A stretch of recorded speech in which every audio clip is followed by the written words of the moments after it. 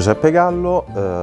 ho 40 anni e sono il titolare dell'azienda Terra Madre che si trova qui a Fossalto, nel Parco delle Morce, nel cuore del Molise siamo, in un territorio decisamente collinare e montano, e siamo a una quota di circa 700 metri sul livello del mare. La mia azienda è composta da circa 30 ettari coltivabili, oltre a una parte di boschi che sono circa 7-8 ettari, quindi di zone boscate. E questa azienda nasce nel 2000, ho iniziato più che altro questa mia esperienza nel 2014, quando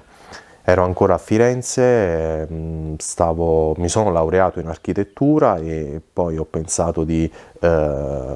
tornare nella mia terra d'origine e di crearmi un'alternativa valida per il mio futuro, e diciamo che l'essere nato in campagna mi ha indirizzato subito verso questa direzione. L'azienda si chiama Terra Madre proprio perché c'è questo ritorno alla mia zona di origine, quindi questi erano terreni della mia famiglia e che io ho ripreso e ho utilizzato in maniera differente, in una maniera un po' più moderna ma anche tradizionale, rispettando il territorio, il paesaggio e l'ambiente. In questa azienda è un'azienda familiare, ovviamente. Nel periodo estivo ci aiutano dei lavoratori stagionali e ci avvaliamo anche di volontari che vengono dall'estero e stanno qui circa 15 giorni e ci aiutano in queste attività. E conoscono ovviamente anche il territorio, questo turismo esperienziale è anche una maniera per far conoscere il territorio, perché ripeto che il territorio è sempre il protagonista di tutte le mie scelte e di tutte le azioni che poi vado a fare.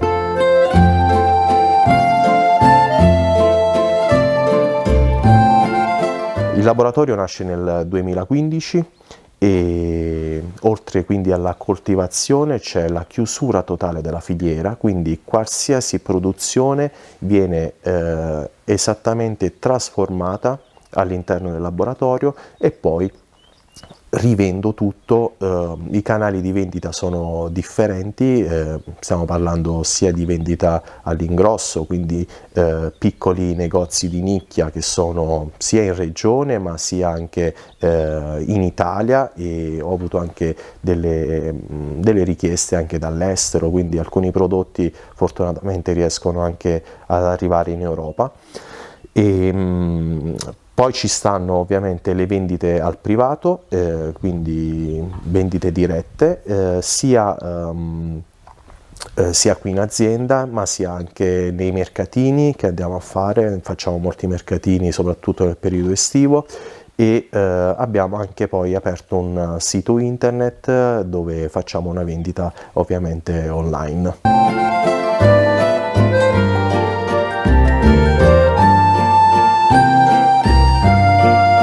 Il terreno, come si diceva, è abbastanza collinare e non sono di facile coltivazione, quindi anche molto ripidi come dislocazione.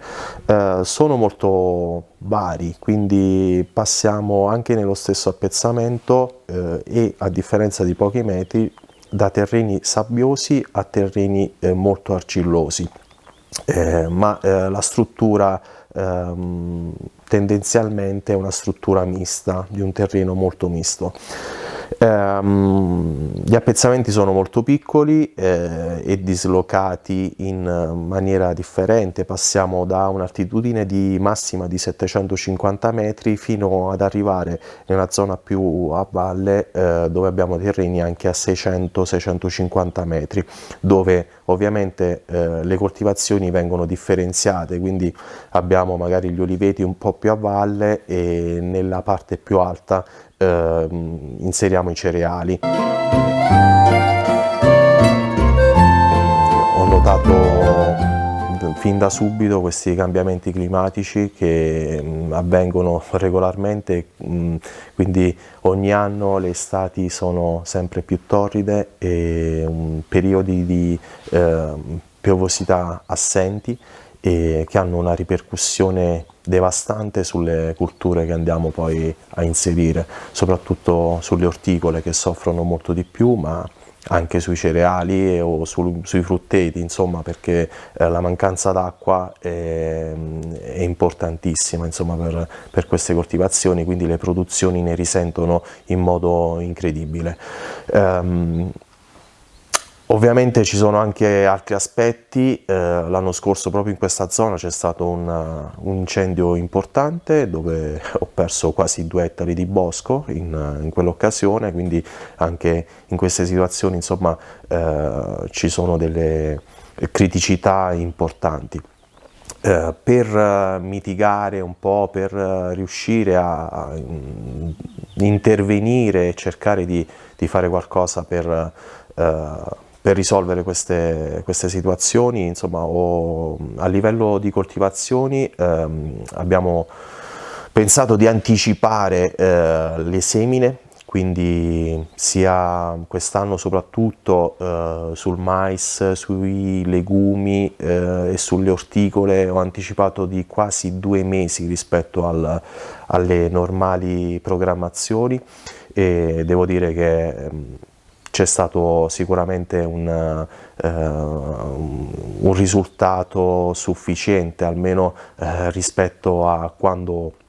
2 anni fa non ho potuto eseguire questo anticipo, e le produzioni sono state quasi azzerate. Altre operazioni che abbiamo messo in campo sono state il recupero dell'acqua piovana, per esempio, in delle cisterne, quindi l'acqua piovana del capannone di lavorazione vengono recuperate nelle cisterne e poi irrighiamo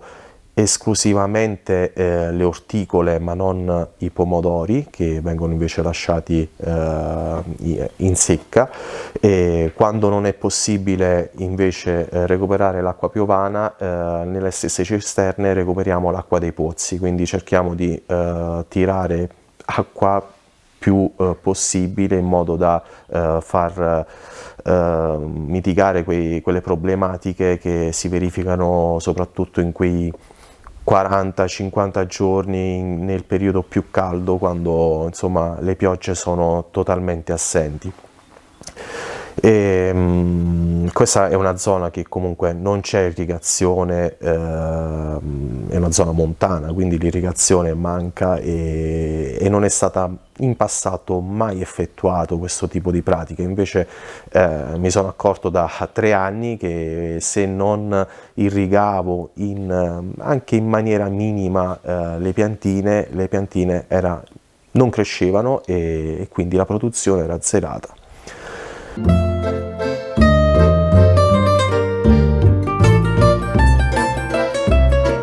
L'ambiente va tutelato su tutti gli aspetti, appunto perché anche noi, una cosa importante, lavoriamo tutto in agricoltura biologica, quindi non utilizziamo concimazioni chimiche oppure facciamo trattamenti fitofarmaci, insomma, che possono dare comunque inquinamento, e cerchiamo comunque sempre di tutelare il territorio e l'ambiente inserendo appunto piante autoctone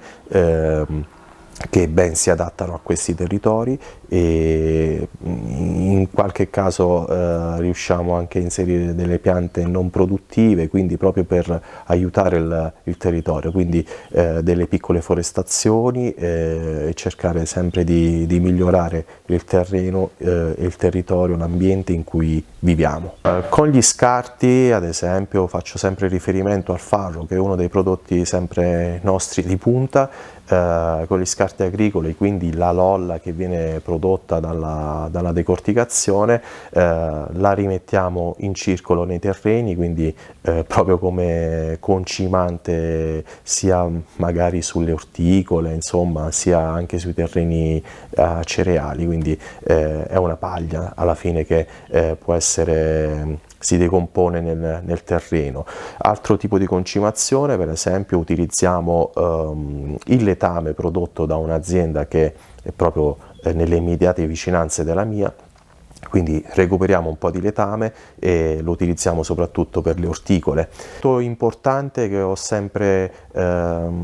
ritenuto sempre importante, insomma, era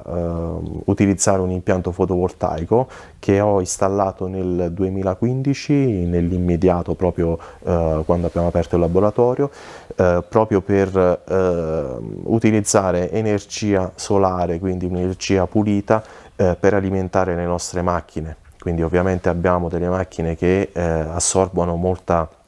energia, quindi l'essiccatore, le celle frigorifero, ma anche i decorticatori, i pulitori per i cereali, insomma hanno bisogno comunque di un'energia costante e importante. Quindi ho installato questo piccolo impianto di 6 kW per il momento, dico per il momento perché sicuramente nel mio pensiero c'è la volontà almeno di triplicare questo impianto e cercare di diventare un'azienda autosostenibile al 100% a livello energetico. Anche l'utilizzo delle acque è molto limitato, quindi acqua dell'acquedotto ne utilizziamo veramente pochissima, stiamo parlando di circa 30 metri cubi l'anno, quindi penso qualcosa di abbastanza ridicolo.